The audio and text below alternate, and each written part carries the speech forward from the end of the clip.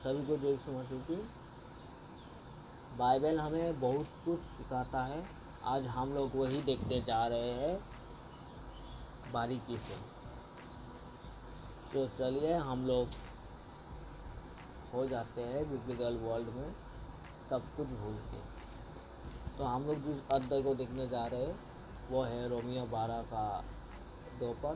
तो उसमें इस प्रकार से लिखा हुआ है, दुनिया मनुष्य के बारे में और संसार के बारे में बाइबल बहुत कुछ कहती है। तो बाइबल हमें क्या बतलाना चाहता है या फिर क्या बताती है मनुष्य और संसार के बारे में, तो वही हम लोग देखने जा रहे हैं। तो आप लोग मेरे साथ देख पाएंगे वन बाय वन करके। तो चलिए पहला पॉइंट हम लोग देख लेते हैं। फर्स्ट पॉइंट, दुनिया परमेश्वर को नहीं जानती। यूहन्ना 1:10। तो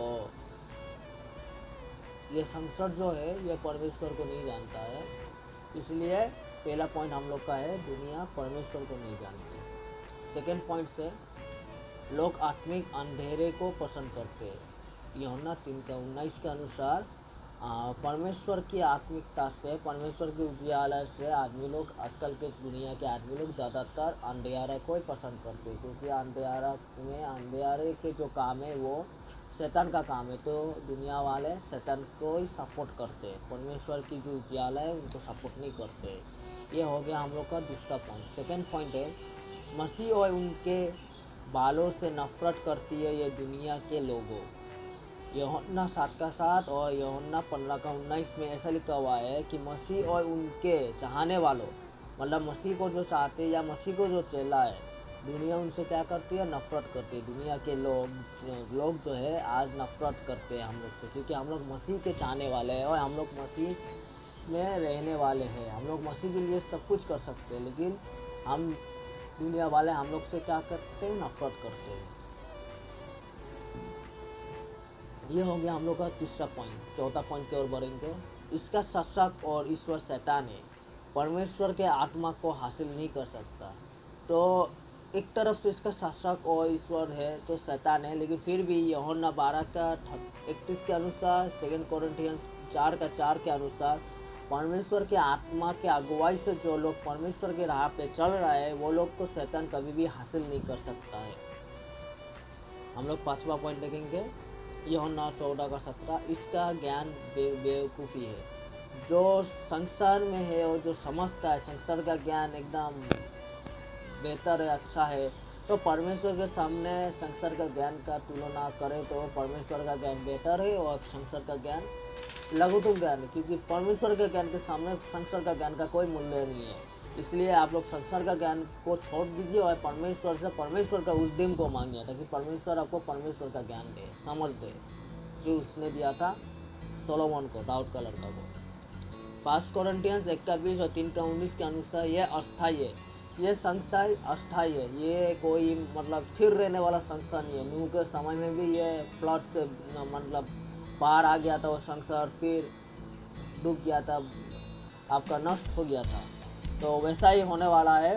फिर जब परमेश्वर हम लोग का यीशु मसीह दोबारा आएगा, आगमन उनका होगा, तब सब कुछ जो स्थायी है अस्थायी है वो सब कुछ तितर बितर हो जाएगा, और जो परमेश्वर का राज्य है वो स्थायी है। तो आप लोग इधर उधर नहीं भटके, परमेश्वर के राज्य में जाने के लिए खुद को तैयार करें। और पांचवा है, बिना ईश्वर और बिना आशा के है, इसके साथ दोस्ती परमेश्वर से दुश्मनी है, क्योंकि ये भ्रष्ट है और ये घमंड और अभिलाषा से भरी पड़ी हुई है। 1 कोरिन्थियंस 7:31 अनुसार, 2 कोरिन्थियंस 4:18 के अनुसार, इफिसियों 2:12 के अनुसार, याकूब के पत्री 4:4 के अनुसार, 1 पत्रस 1:4 के अनुसार, बिना ईश्वर और बिना आशा के है। अगर हम लोग क्रिश्चियन मसीह लोग अगर ईश्वर के बिना रहेंगे इस जगत में, संसार में, तो हम लोग बिना आशा के और बिना ईश्वर के हैं। क्योंकि इसके साथ अगर हम लोग संसार के साथ अगर हम लोग दोस्ती करते हैं तो परमेश्वर से हम लोग दुश्मनी कर रहे हैं, क्योंकि संसार से दोस्ती करना मतलब शैतान से दोस्ती करना, और शैतान और परमेश्वर का कभी एक साथ नहीं हो सकता, क्योंकि आत्मिक और अंधकार का मेल कभी नहीं होगा। तो इसलिए आप लोग आत्मिक अगर रहना चाहते हैं तो संसार से दोस्ती मत कीजिए, परमेश्वर से दोस्ती कीजिए, क्योंकि ये संसार भ्रष्ट है, ये घमंड से भरा हुआ है, इसमें अभिलाषा है, इसमें सब कुछ है, सिर्फ परमेश्वर को छोड़ के।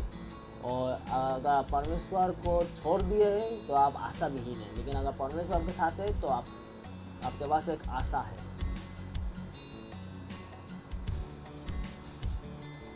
यह दुष्टता में है। 1 यूहन्ना 2:15 और 17। यह दुष्टता में, यह संसार किस में पड़ा हुआ है? दुष्टता से घेरा हुआ है और पड़ा हुआ है, तो इसमें आप लोग ना फंसे। 1 यूहन्ना 5:19 इस प्रकार कहता है, आश्चर्य नहीं कि पौलुस लोगों को कहता है कि इसके समान ना बने। किसके समान ना बने? संसार के समान ना बने। यह हमें नहीं कह रहा हूँ, यह पौलुस कह रहा है। दुनिया में ऐसी ताकतें हैं जो लोगों को ढालती है और दुष्टता की प्रेरणा देती है। दुनिया में, यह पौलुस कह रहा है, दुनिया में ऐसा भी ताकत है जो हम लोग को मजबूर करता है या फिर प्रेरणा देता है दुष्ट काम करने के लिए। विश्वासियों की मसीह के समान बनना चाहिए। विश्वासियों को किस तरह बनना चाहिए? मसीह के समान बनना चाहिए, ना कि संसार के जैसा। ये परमेश्वर के आत्मा का भीतरी काम है। ये मन के नए बनते जाने से है। इफिसियों 4:22 और 23 के अनुसार हमारे विचार बहुत मायने रखते हैं, हमारे वर्तव्य को वो संचालित करते हैं। तो ये पवित्र आत्मा का काम है। यह काम तभी होगा जब हम पवित्र आत्मा को अपने हृदय में आने देंगे, और ये हमारे विचार के ऊपर भी बहुत कुछ मायने रखते कि हम क्या सोचते किसी के बारे में, और तब हमारा वर्तव्य को परमेश्वर की आत्मा अपनी इच्छा से संचालित करेगा। एक बदला हुआ जीवन जीने के लिए हमारे विचार अधीन होना और मन परमेश्वर के सत्य से भरा होना जरूरी है। इधर एक बदला हुआ जीवन, नया जीवन जीने के लिए हमें 2 चीज़ चाहिए। एक, हमारा विचार, उसको अधीन में, अपने अधीन में रखना जरूरी है, और हमारा मन परमेश्वर के सत्य से भरा हुआ रहना चाहिए। पहला रोमियो देखेंगे, रोमियो के पत्री 8:5-6, 2 कोरिन्थियंस 10:5, कोलोसियों 3:16, भजन संगीता 1:1-3, फिलिपियों 2:5, 4:8, इब्रानियों के पत्री 8:10। अपने पूरे मन से हमको परमेश्वर से प्यार करना चाहिए। थोड़ा मन से नहीं, पूरे मन से हमें परमेश्वर से प्यार करना चाहिए। यह आज्ञा भी है से पहला, मत्ती 22:27। इसे नए किए जाने की जरूरत हमें है। जो लोग अपने आप को परमेश्वर के प्रति समर्पित नहीं करते और बदलाव के लिए परमेश्वर के आत्मा से सहयोग नहीं मांगते, वे अपने लिए परमेश्वर की इच्छा को कभी नहीं जान पाएंगे।